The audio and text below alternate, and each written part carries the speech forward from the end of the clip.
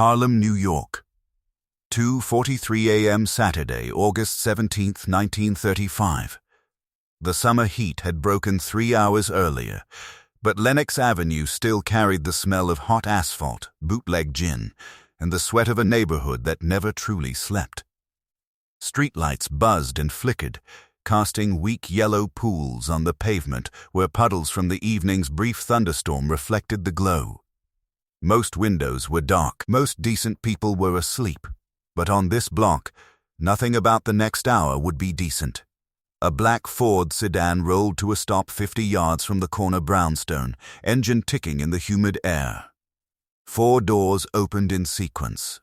4 white men stepped onto the sidewalk, all wearing dark suits despite the August heat, the kind of men who carried themselves like they owned the city, but moved like they were visiting enemy territory. The tallest one, a man with a sheriff's badge glinting on his vest, checked his pocket watch under the nearest streetlight.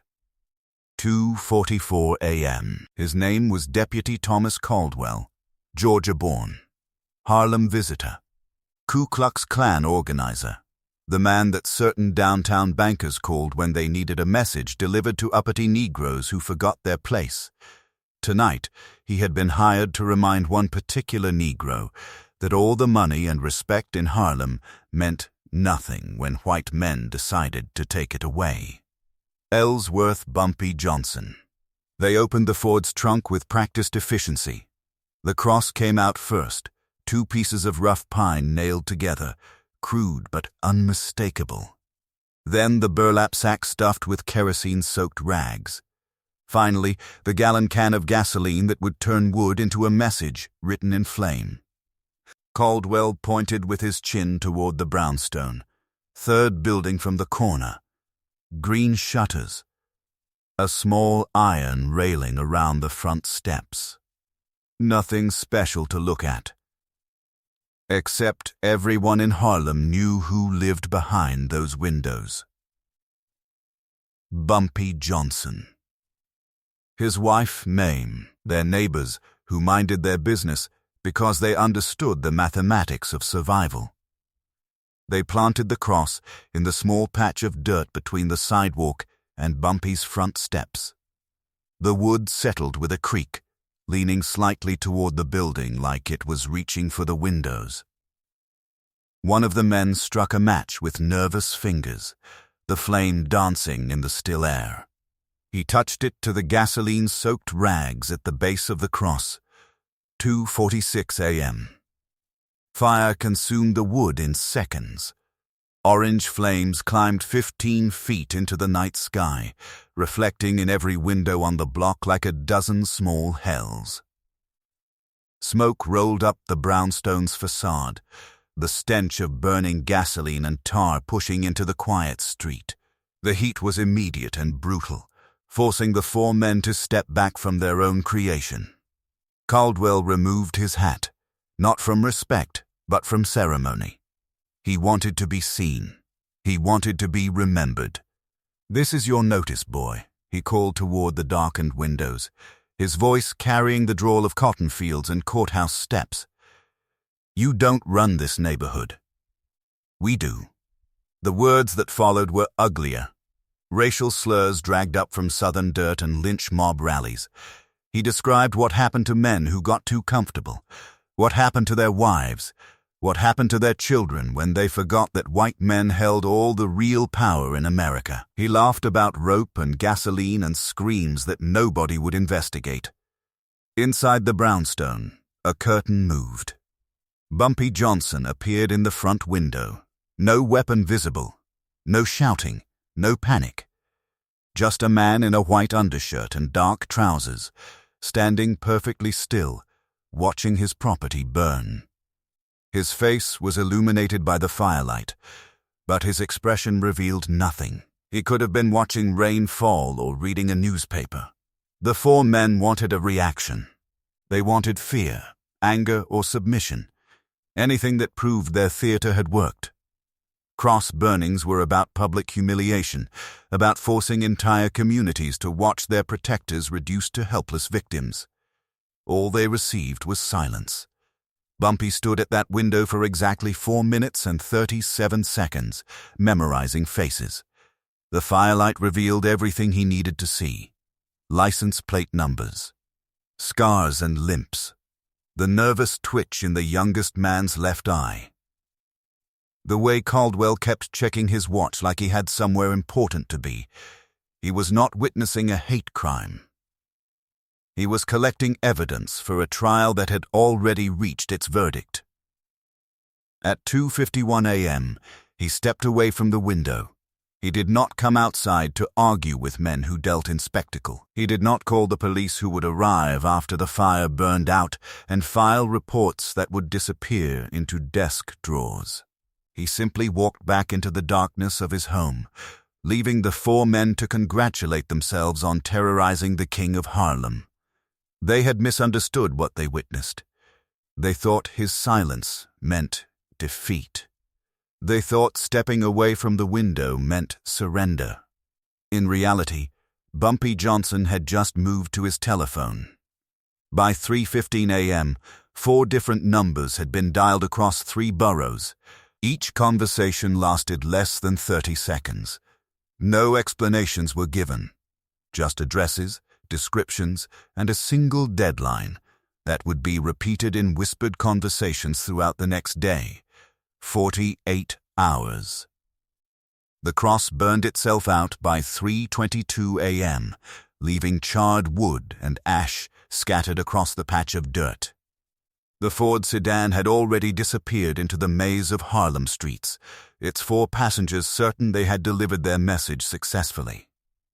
They believed they had reminded one uppity Negro that white power was still supreme in New York City. They had accomplished something else entirely. They had walked into a courtroom and confessed to a capital crime. The judge had heard their testimony. The sentence had been decided. All that remained was the execution.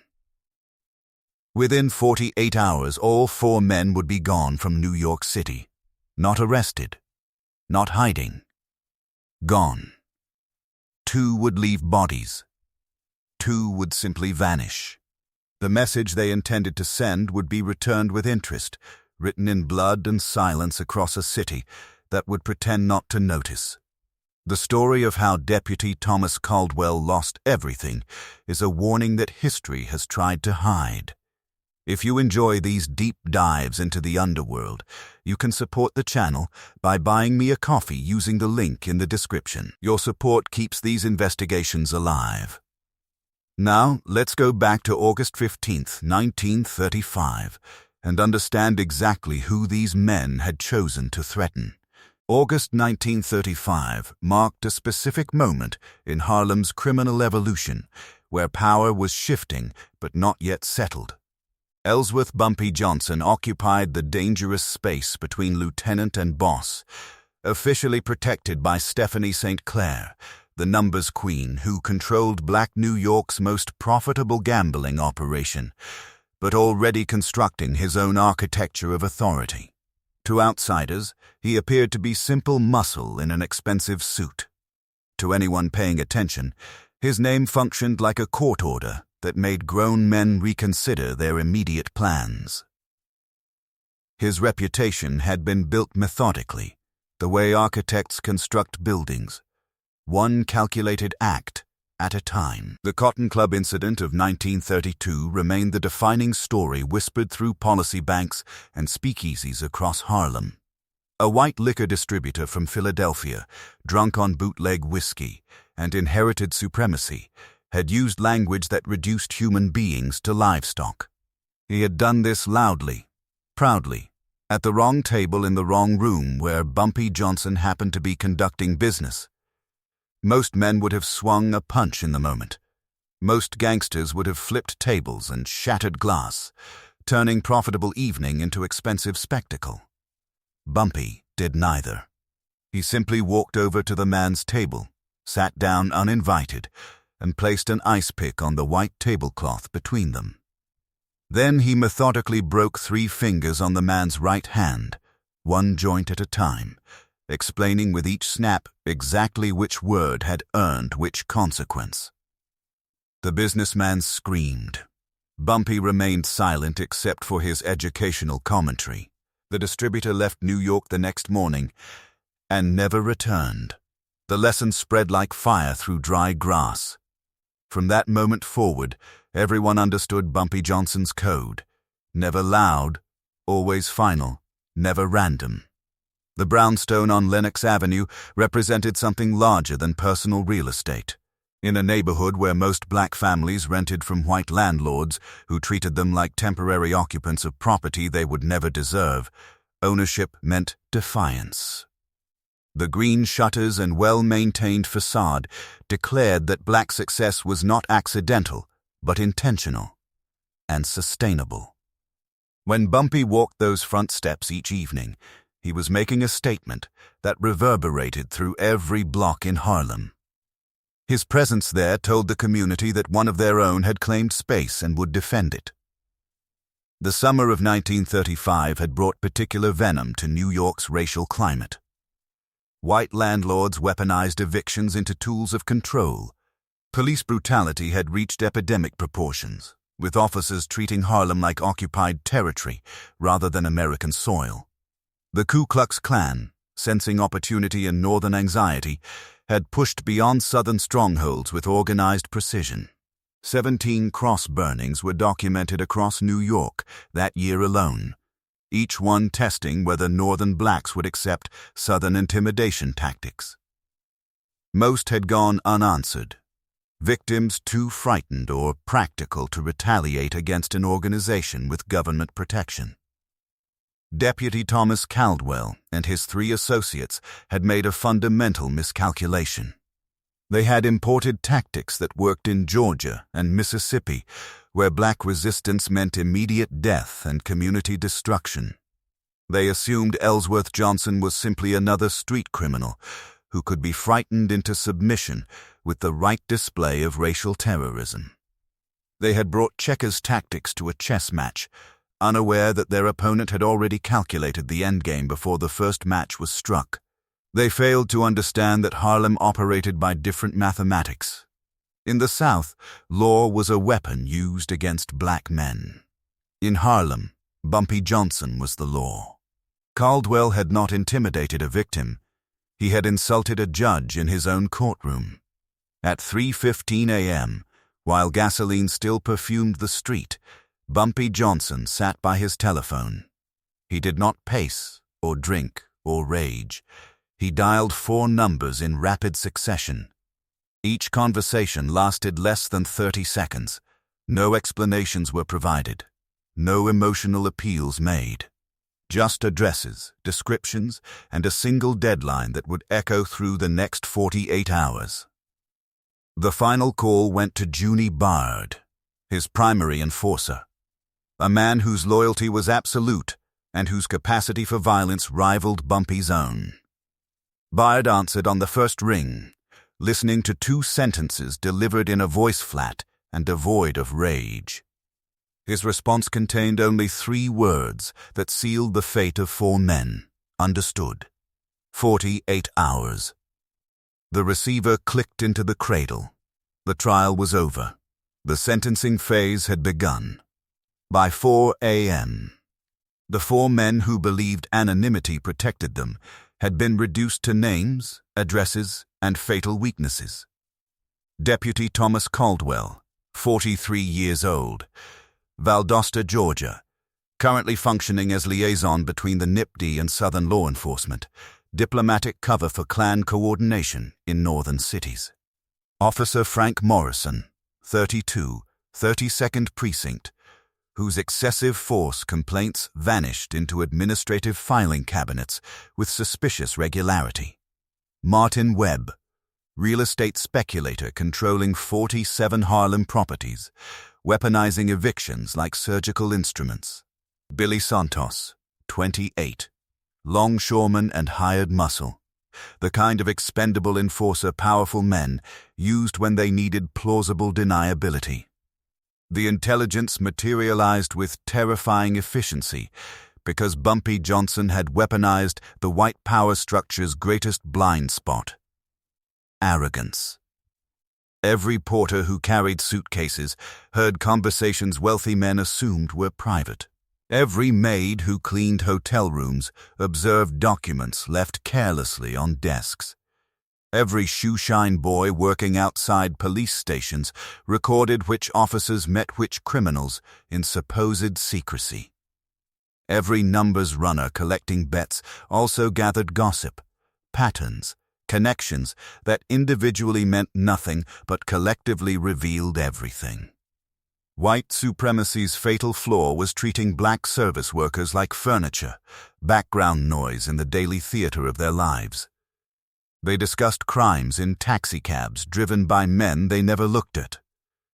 They planned extortions while having their shoes shined by boys they considered invisible.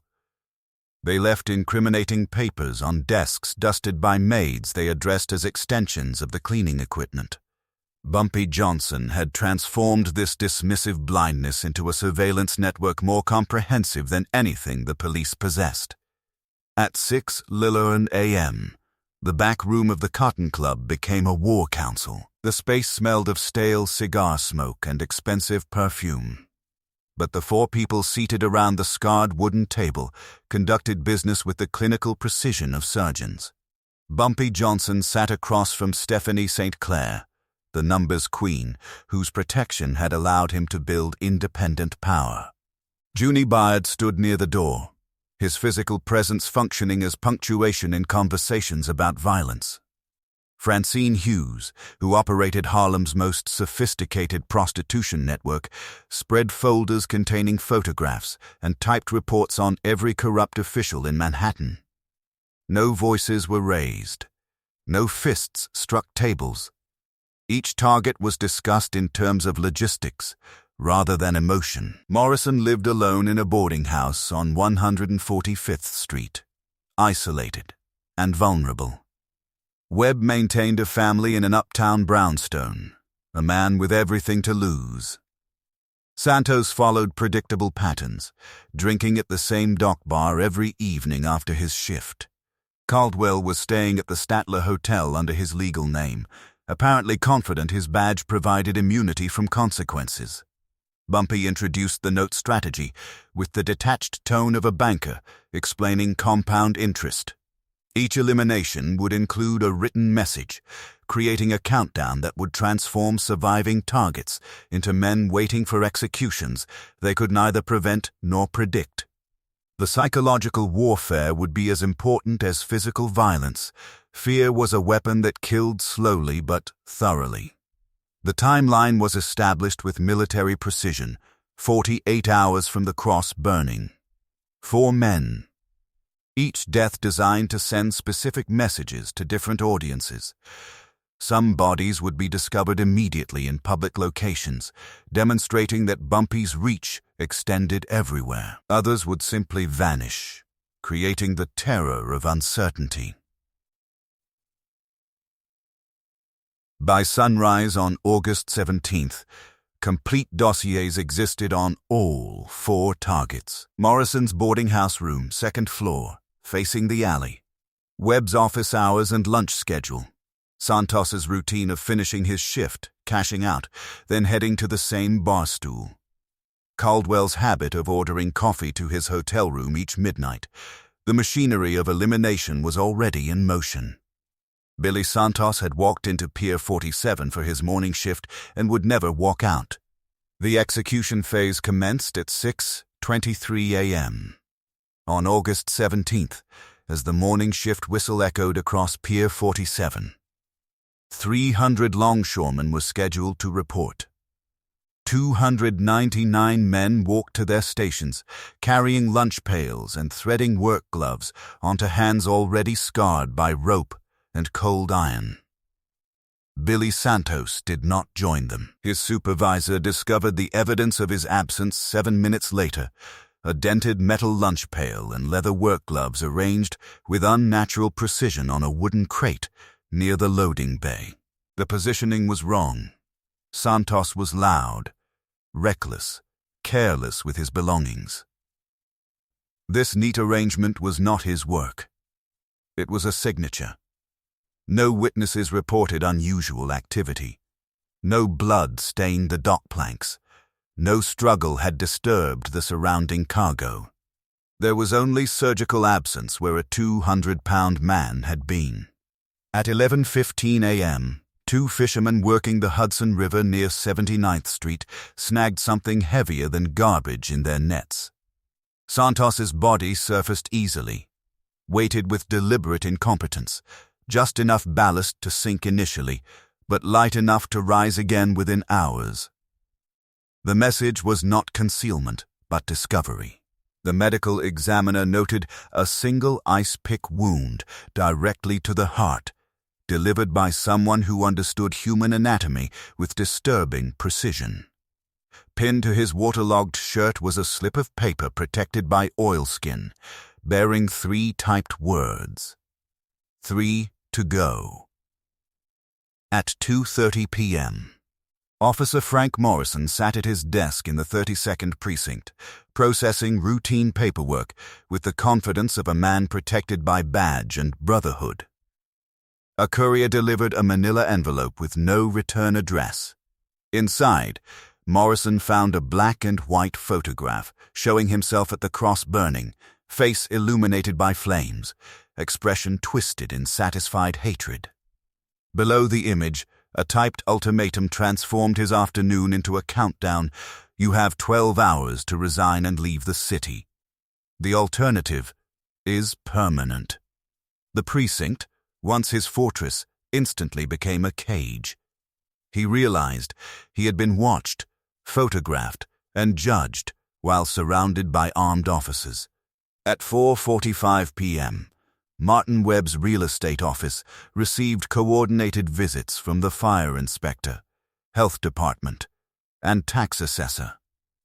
This was not random bureaucracy, but systematic demolition.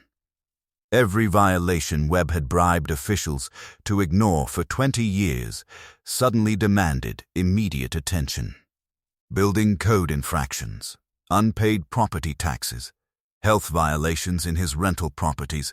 The paperwork materialized like evidence in a trial that had already reached its verdict.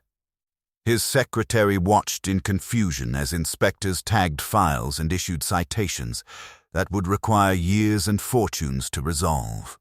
Webb's empire of exploitation collapsed in real time, each official visit removing another support beam from his financial foundation. Panic makes men predictable. At 8:00 p.m., Morrison emptied his locker with trembling hands, told his captain he needed emergency family leave, and fled toward Grand Central Terminal with a single suitcase and his life savings. He never reached the station. His body was discovered the next morning in an alley behind the precinct he had abandoned, beaten to death with methodical precision. The medical examiner counted 17 separate impact points, each delivered with calculated force that suggested professional execution rather than random violence. In his jacket pocket was another typewritten note, 2 to go. By 11:30 p.m., Webb, financially destroyed and psychologically shattered, dialed the Statler Hotel with desperate urgency. He needed Caldwell, the leader who had orchestrated their attack on Harlem. The desk clerk's response arrived with casual indifference. Mr. Caldwell had checked out suddenly that afternoon, paid in cash, and left no forwarding information. By midnight on August 17th, 2 men were dead, and 1 was financially destroyed. But Thomas Caldwell, the man who had lit the match, was nowhere to be found. He thought he had escaped. He was wrong. Deputy Thomas Caldwell checked out of the Statler Hotel at 3:47 p.m., paying cash and congratulating himself on outmaneuvering what he still considered a local criminal problem. He had purchased a train ticket to Atlanta under his legal name, believing that Southern authority and Northern distance would provide immunity from consequences. In his calculation, he was returning to home territory where crosses burned without investigation and black resistance died in courthouse filing cabinets. His confidence was comprehensive and would prove fatal within the hour. What Caldwell failed to understand was that every step of his escape strategy ran through Bumpy Johnson's territory. The hotel clerk who processed his checkout was married to a woman whose sister ran numbers for Stephanie St. Clair. The taxi driver who accepted his fare outside the Statler immediately radioed his destination to a dispatcher on Bumpy's payroll. The ticket agent at Grand Central noted his purchase and departure platform.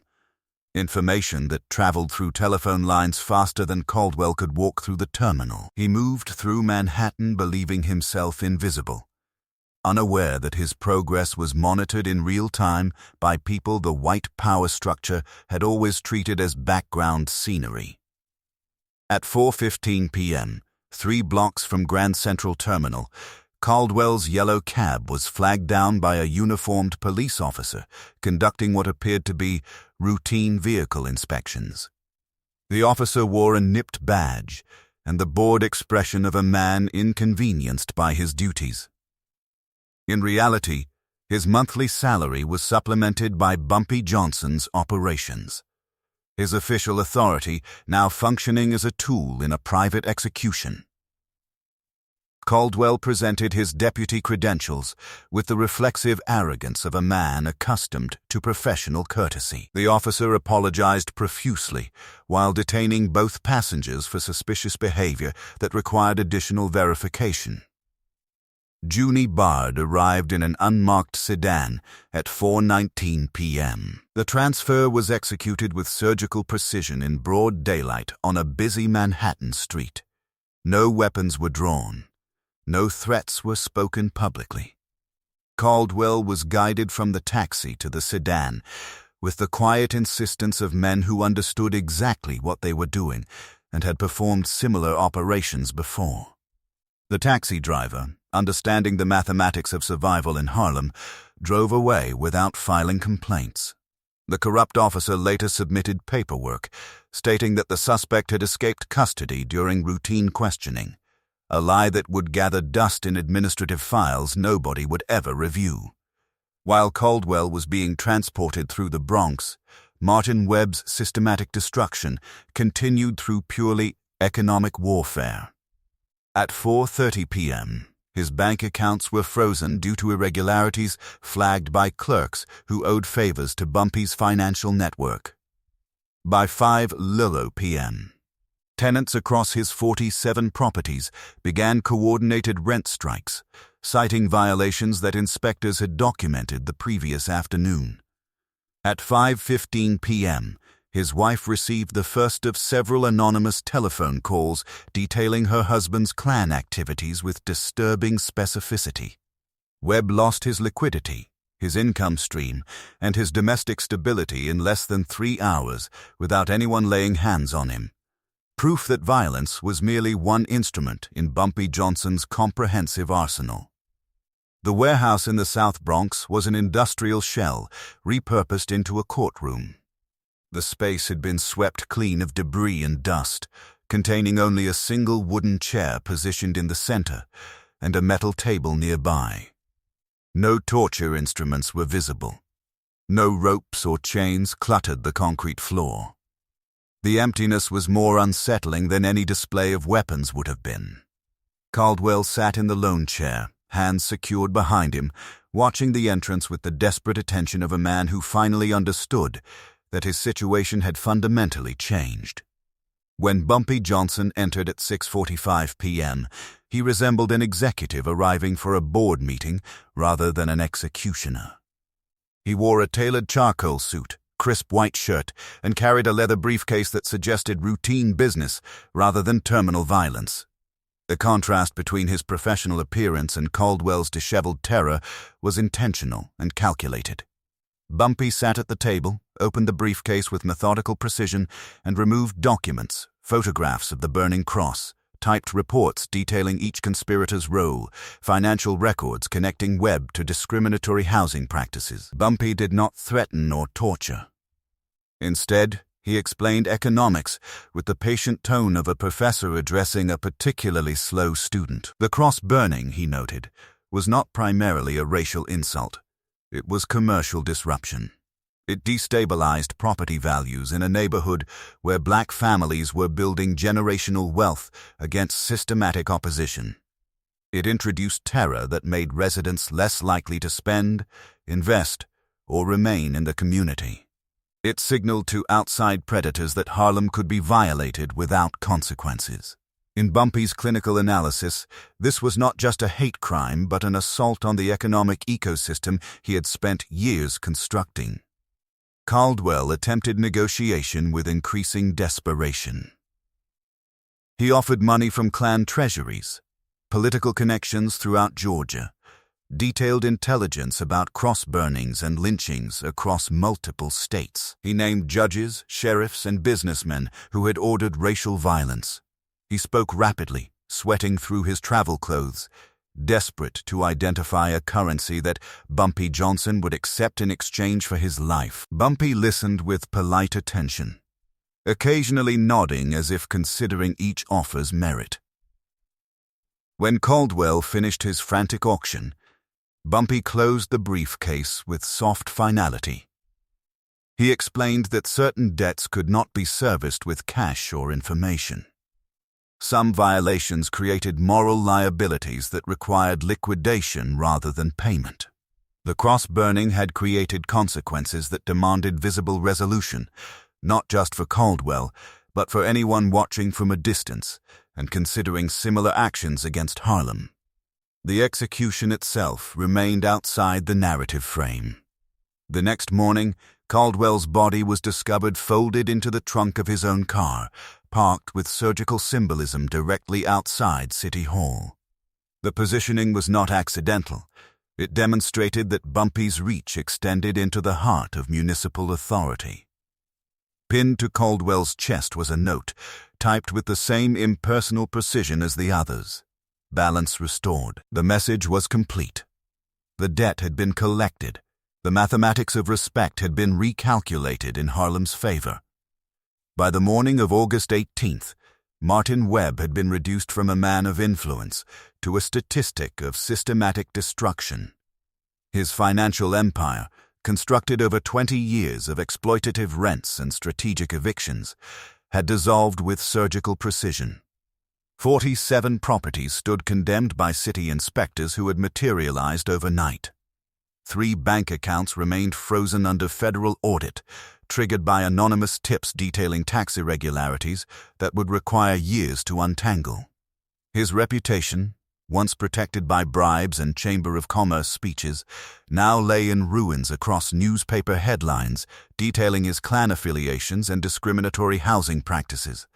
At home, the disintegration was more intimate and immediate. Eleanor Webb had not waited for investigators or explanations. Anonymous phone calls had arrived throughout the previous day, female voices describing hooded meetings and burned crosses with disturbing specificity. She packed suitcases with the same efficient calm that Bumpy Johnson applied to executions, removing wedding photographs from their frames and gathering documents with practical finality. Her departure for her sister's house in New Jersey came with no dramatics, only the cold mathematics of survival. She could not risk the children being present when Webb's friends came to collect their debt. The psychological warfare intensified with clinical precision once Webb sat alone in his empty house. Every hour, on the hour, his telephone rang with mechanical regularity. When he answered with desperate hope for explanation or escape, he heard only the methodical ticking of a clock. No voice, no threat, just the relentless measurement of time running out. By the 3rd call, Webb understood the message. By the 7th, his hands shook too violently to hold the receiver steady. He stopped answering after the 4th hour, but the ringing continued with maddening precision, a reminder that his tormentor possessed infinite patience and total access to his remaining sanctuary. At 4 p.m., a messenger arrived at Webb's office, a young black boy who looked no different from the thousands Webb had ignored throughout his career of exploitation. He handed over a manila envelope sealed with wax, containing a one-way train ticket to Los Angeles, departing at 9:30 p.m., $500 in cash, and a typewritten note with 11 words, "Leave tonight, or join your friends." Unlike Santos, Morrison, and Caldwell, Webb was being offered a choice, or at least the illusion of one. The ticket was legitimate, purchased under his name. The cash was real. Enough to start over where nobody knew his history. Webb took the money and the ticket, believing he had negotiated surrender rather than execution. He packed a single suitcase and boarded the westbound train with desperate hope that distance would provide immunity from consequences. The conductor punched his ticket. Manhattan's lights disappeared through the window. Webb watched them fade, convinced he had escaped judgment through last-minute mercy. The train made an unscheduled stop at a freight yard in northern New Jersey at 10:17 p.m. A conductor Webb had never seen informed him that mechanical issues required passenger transfer to a replacement locomotive. Webb followed instructions with the obedience of a man whose survival depended on cooperation. Junie Bard was waiting on the platform beside an idling sedan, smoking a cigarette with the calm patience of a man who knew his appointment would be kept. Webb's body was never recovered. His family accepted the narrative that he had abandoned them to escape legal consequences. The police filed a missing person report that gathered dust in bureaucratic machinery designed to forget inconvenient cases. Only Bumpy Johnson knew that Martin Webb was sealed into the foundation of a new apartment building under construction in the South Bronx, transformed from landlord into structural support. The transformation in Harlem was immediate and observable.